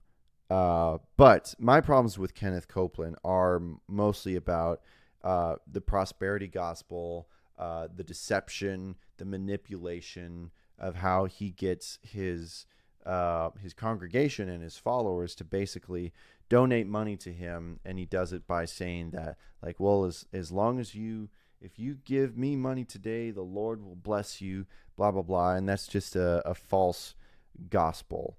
So it's not really about being rich that's wrong. It's what you do with it. Are you being selfish? Are you hoarding it? And are you putting it above God? That's where I think that the Bible is clear that is wrong. That is greed. But I don't know. That's just maybe that's just me. I think that there are good billionaires out there who use their money for good. Kenneth Copeland is not one of them. But like I said, it's more about what he teaches and more about the deception than the fact that he has a lot of money. So that's my 2 cents. But thank you, Jennifer, for your comment. I do believe that people like Kenneth Copeland do need to be. It's crazy that they still have an audience and they still have the spotlight. We're calling out people like Michael Tait, but there are people who have done lots of harm to the church that we haven't called out. So. But yeah, thanks again, Jennifer, for your comment. We got another comment from Jerry S. Long time, a friend of the channel. Jerry says, "Bro is the Christian Diddy." Yeah, that's kind of topical because didn't they let him go? They let him off on all charges, Diddy. But yeah, kind of. Maybe not to the same scale as Diddy, because it seems that like Diddy allegedly did a lot of crazy things. And I think Diddy had a whole like network. I don't think that Michael Tait is. I don't think that situation is nearly as crazy, but he is similar in a sense that like. Apparently a lot of people knew what was going on and said nothing. Same thing with Epstein. Same thing with Harvey Weinstein. People knew, but did nothing. So, tut. But yeah, thanks, Jerry, for your comment. We got a comment from Autumn, Musical Owl. With shout out to Autumn. Before our last video came out, we were kind of conversating. She was giving a lot of information and kind of updating me on a lot of things. And so we were just kind of conversating through the whole situation. So shout out to Autumn. But Autumn says, I have a couple thoughts based on talking to people in the industry. One, I think the details of what everyone knew varied from person to person. I think it was widely known that he was gay. Yeah, we were just talking about this. But that's not really something people should come forward about. I'll share my thoughts on that in a second. In terms of the non-consensual /assault/abuse, I don't think that part was as widely known. Rumors may have floated around, but at the end of the day, it's just rumors unless you directly know someone who was affected. So I think there are different levels of knowing here. 2, I could be wrong, but I absolutely think the band knew. Living on a bus with people for even a few months reveals a lot about a person. let alone 15 years. I also think the speech the band gave on their first show back was horrendous. It was focused on how this has affected them instead of focusing on the victims and anyone else affected.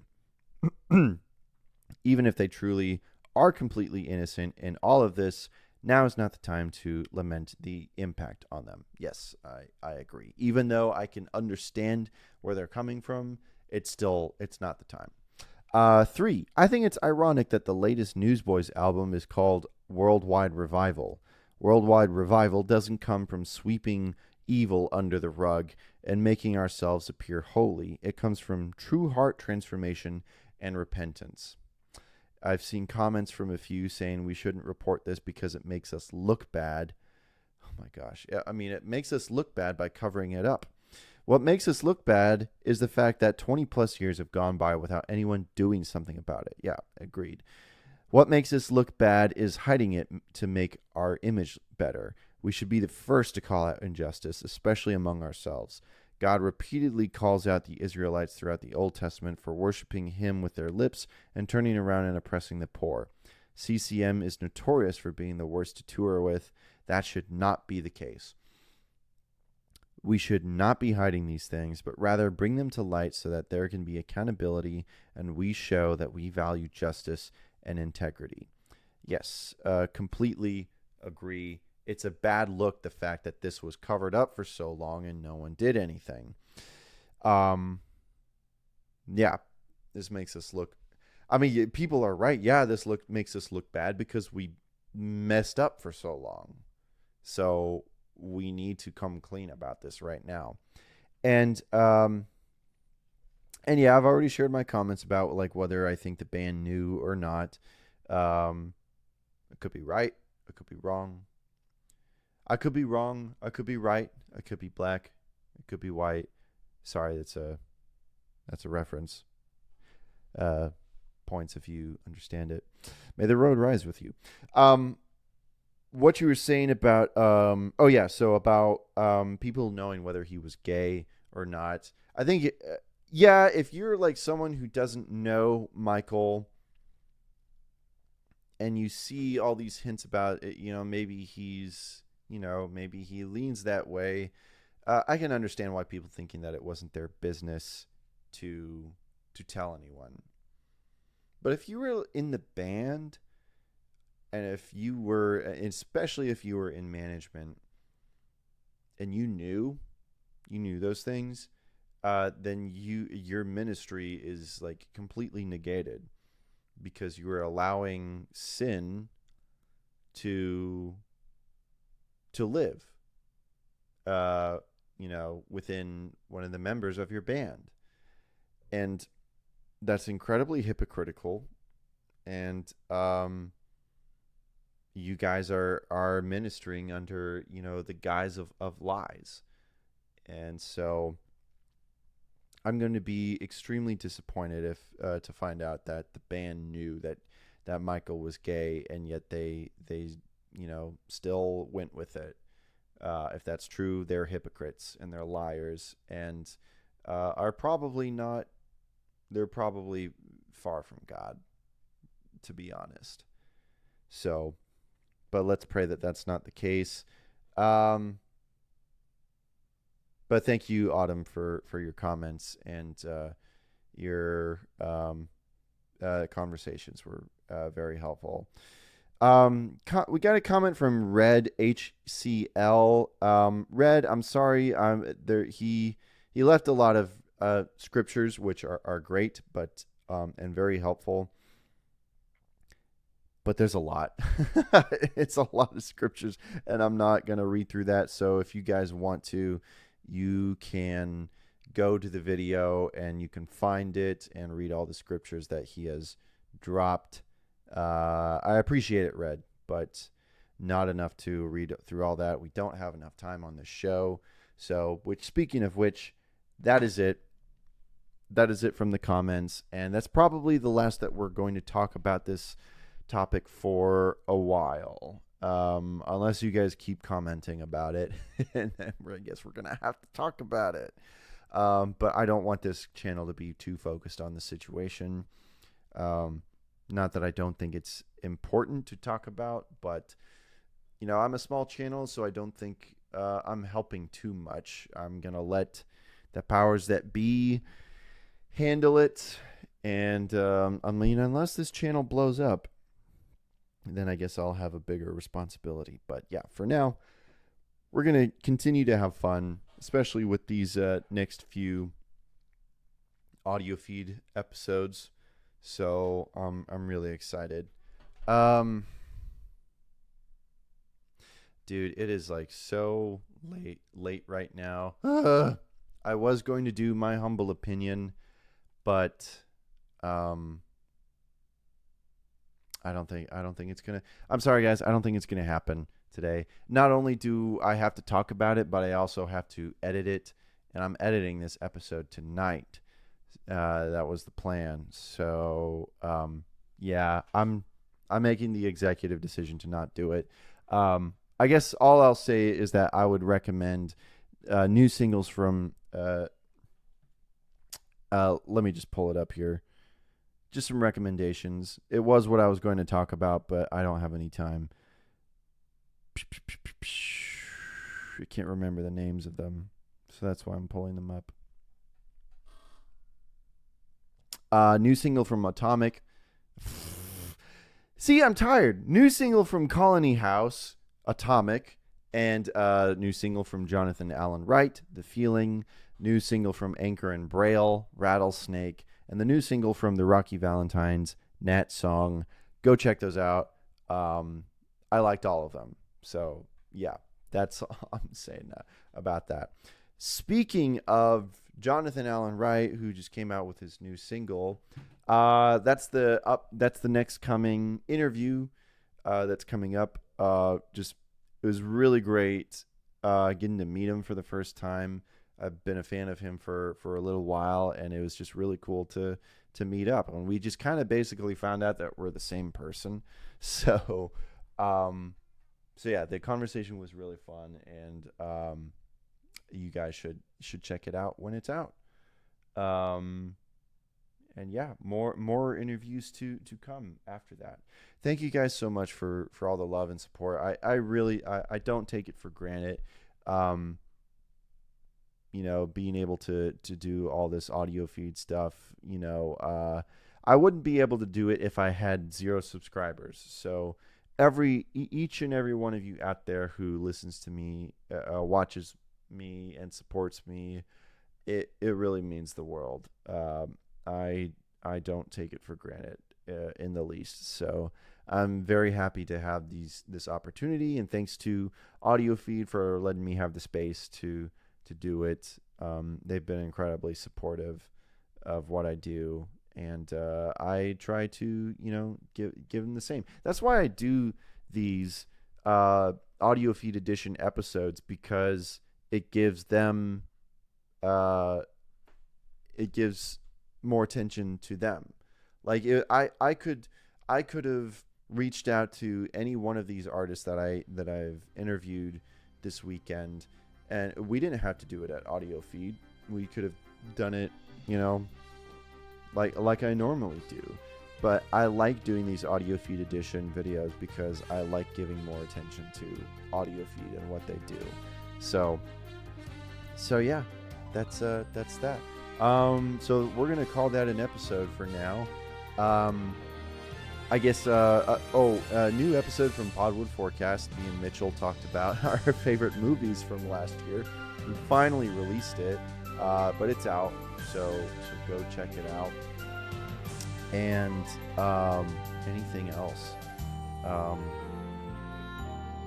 My brain is fried, so that's what I have for you guys. Love you all. I'll see you in the next episode, and hope you had a great 4th of July. And yeah, see you in the next one. Get some sleep, everyone. That's my stomach growling. That's not me burping. It's just growling. So, anyways, bye, everybody. This is Eric from Sower. You should definitely like and subscribe to I'm Clifford Today. I've done it. You should do it too. All right.